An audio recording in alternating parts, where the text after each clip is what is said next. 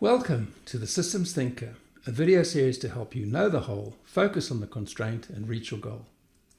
There's often some confusion as to where marketing ends and sales begin. Who's accountable for what? Which function is the more senior? Let's see if we can create some clarity. The role of sales and the job of selling concerns itself with individual customers and getting them to buy specific goods and services. Marketing, however, is concerned with customer collectives or markets. Sales helps specific customers decide which products and services to buy at a price. Marketing conducts research to establish market needs and desires. Sales arranges for the delivery of the goods and services which their customers elected to buy.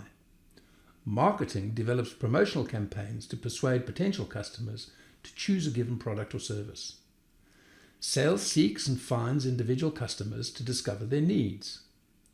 Marketing conducts a continual analysis of market needs, including pricing, distribution, packaging, and competitive positioning. Sales maintains regular contact with the customer with regular after-delivery follow-ups. Marketing provides advice to the CEO based on their research. In short, as a wit once put it, marketing is like scattering crumbs on the lawn so that the ducks will come and sit, preferably with Velcro on their feet. Sales, on the other hand, is shooting sitting ducks. And if you think shooting sitting ducks is easy, you've never been in sales. The challenge is to get marketing and sales aligned to your goal. That's where systems thinking can help. That's your tip for better ways to do better work and redefine what's possible.